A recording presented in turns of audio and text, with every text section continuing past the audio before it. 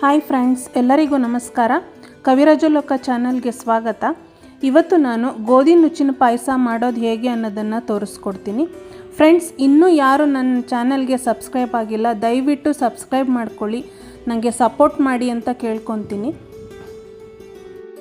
ಇದಕ್ಕೆ ಬೇಕಾಗಿರುವಂಥ ಪದಾರ್ಥಗಳು: 1 ಕಪ್ನಷ್ಟು ಗೋಧಿ ನುಚ್ಚು ತಗೊಂಡಿದ್ದೀನಿ, ಅರ್ಧ ಕಪ್ನಷ್ಟು ತೆಂಗಿನ ತುರಿ, 1 ಕಪ್ನಷ್ಟು ಬೆಲ್ಲ ತಗೊಂಡಿದ್ದೀನಿ. ನಿಮಗೆ ಸಿಹಿ ಇನ್ನೂ ಜಾಸ್ತಿ ಬೇಕು ಅಂದರೆ ಇನ್ನೊಂದು ಸ್ವಲ್ಪ ಹಾಕ್ಕೋಬೋದು. 1 ಟೇಬಲ್ ಸ್ಪೂನಷ್ಟು ಗಸಗಸೆ, ಸ್ವಲ್ಪ ಏಲಕ್ಕಿ ಪುಡಿ, 8 ರಿಂದ 10 ಗೋಡಂಬಿ, 2-3 ಟೇಬಲ್ ಸ್ಪೂನಷ್ಟು ತುಪ್ಪ, 10 ರಿಂದ 12 ದ್ರಾಕ್ಷಿ, ಅರ್ಧ ಲೀಟರ್ ಕಾಯಿಸಿರೋ ಹಾಲು ತಗೊಂಡಿದ್ದೀನಿ. ಮೊದಲಿಗೆ ಈ ಗೋಧಿ ನುಚ್ಚನ್ನು ಒಂದೆರಡು ಸಾರಿ ಚೆನ್ನಾಗಿ ತೊಳ್ಕೊಬೇಕು ನೀರಲ್ಲಿ.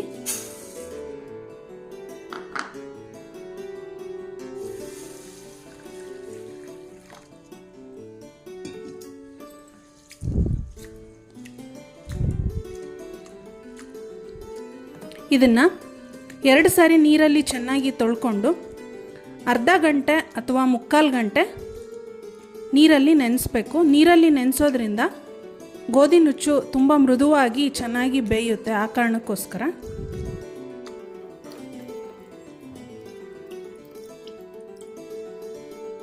ನೋಡಿ, ಇದನ್ನು ಚೆನ್ನಾಗಿ ತೊಳೆದಿದ್ದೀನಿ. ಈಗ 1 ಗ್ಲಾಸಷ್ಟು ನೀರು ಹಾಕಿ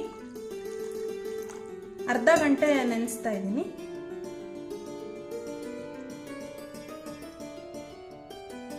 ಇದು ನೆನೆಯೋದ್ರೊಳಗೆ ನಾವೀಗ ಬೆಲ್ಲನ ಕರಗಿಸ್ಕೊಳ್ಳೋಣ.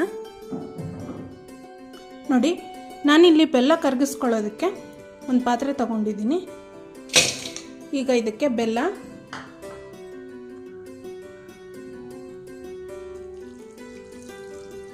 ಅರ್ಧ ಗ್ಲಾಸಷ್ಟು ನೀರು ಹಾಕಿದ್ದೀನಿ ಗ್ಲಾಸಲ್ಲಿ.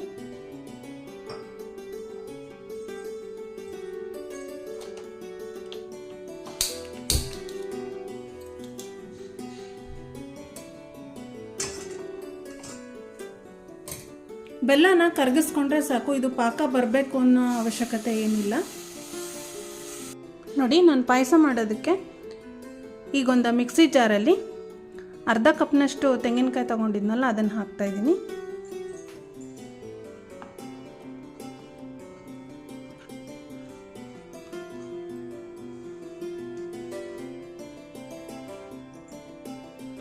ಒಂದು ಟೇಬಲ್ ಸ್ಪೂನಷ್ಟು ಗಸಗಸೆ,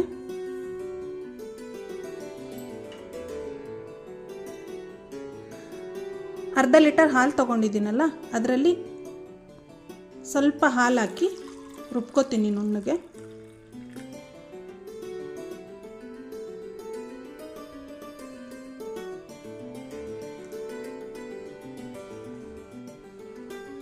ನೋಡಿ, ಈ ರೀತಿ ನುಣ್ಣಗೆ ರುಬ್ಕೋಬೇಕು.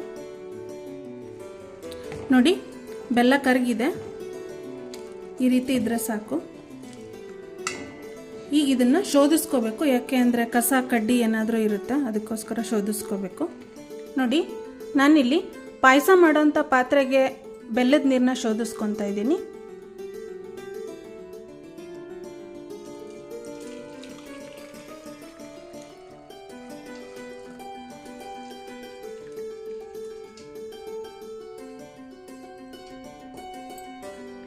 ಈಗ ಇದಕ್ಕೇನೆ ತೆಂಗಿನಕಾಯಿ ಗಸಗಸೆ ರುಬ್ಬಿರೋದನ್ನು ಇದಕ್ಕೆ ಹಾಕ್ತಾ ಇದ್ದೀನಿ.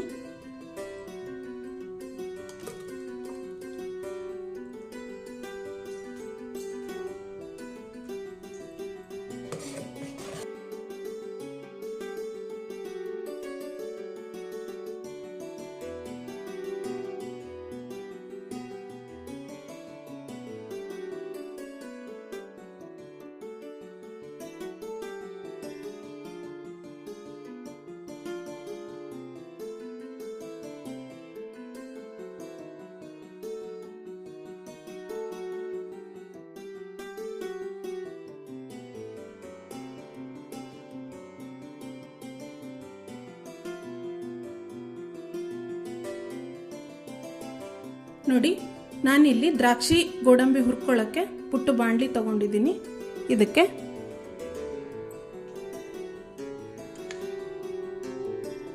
1 ಟೇಬಲ್ ಸ್ಪೂನಷ್ಟು ತುಪ್ಪ,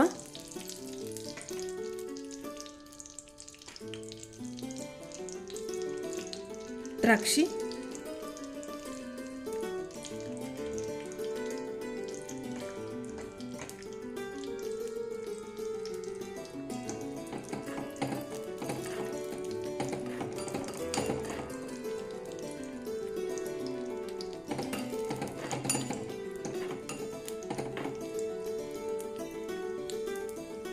ಹಾಗೆ ಗೋಡಂಬಿ,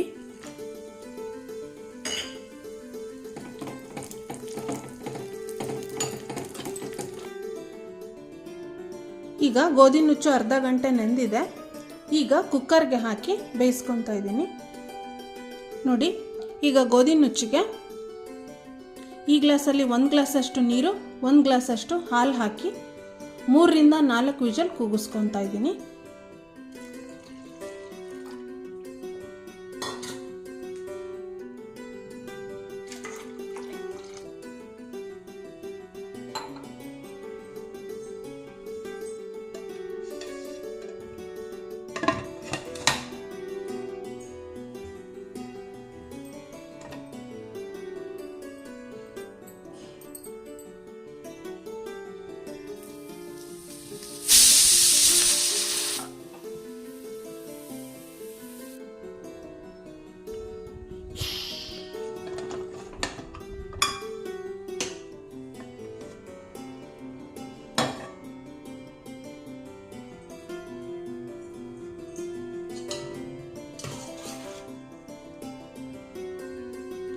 ನೋಡಿ, ಗೋಧಿ ನುಚ್ಚೆಲ್ಲ ಚೆನ್ನಾಗಿ ಬೆಂದಿದೆ.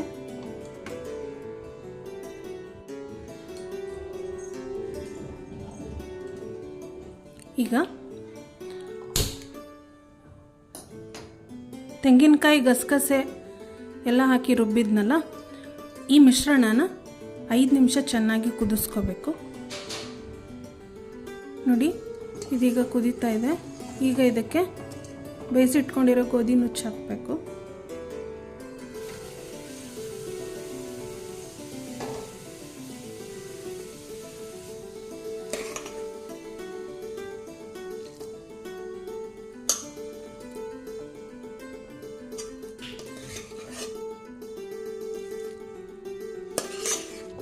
ಗೋಧಿ ನುಚ್ಚು ಹಾಕಿದ್ಮೇಲೆ ಒಂದ್ಸಾರಿ ಮಿಕ್ಸ್ ಮಾಡ್ಕೊಳ್ಳಿ.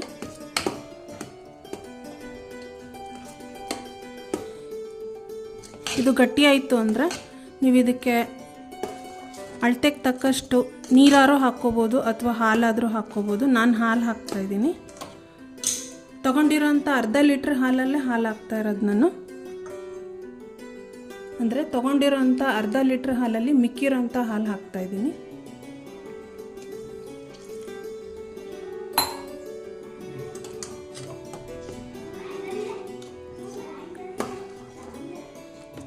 ಗಸಗಸೆ, ತೆಂಗಿನಕಾಯಿ ಎಲ್ಲ ಹಾಕಿರೋದ್ರಿಂದ ಪಾಯಸ ಗಟ್ಟಿಯಾಗೇ ಇರುತ್ತೆ. ನೋಡಿ, ಈ ಕನ್ಸಿಸ್ಟೆನ್ಸಿ ಇದ್ದರೆ ಸಾಕು. ಈಗ ನೀವು ಸ್ವಲ್ಪ ರುಚಿ ನೋಡಿ, ಬೆಲ್ಲ ಏನಾದ್ರು ಕಡಿಮೆ ಆಯಿತು ಅಂತಂದರೆ ಸ್ವಲ್ಪ ಹಾಕ್ಕೋಬೋದು.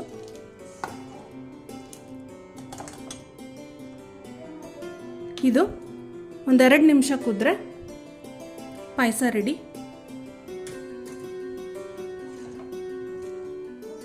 ನೋಡಿ, ಇದು ಒಂದು ಕುದಿ ಬರ್ತಾ ಇದೆ.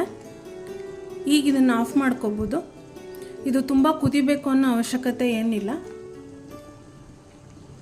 ಈಗ ಸ್ಟವ್ ಆಫ್ ಮಾಡ್ತಾ ಇದ್ದೀನಿ. ಇದಕ್ಕೆ ಏಲಕ್ಕಿ ಪುಡಿ ಹಾಗೆ ತುಪ್ಪದಲ್ಲಿ ಹುರಿದಿಟ್ಕೊಂಡಿರೋಂಥ ದ್ರಾಕ್ಷಿ ಗೋಡಂಬಿ ಹಾಕ್ತಾ ಇದ್ದೀನಿ.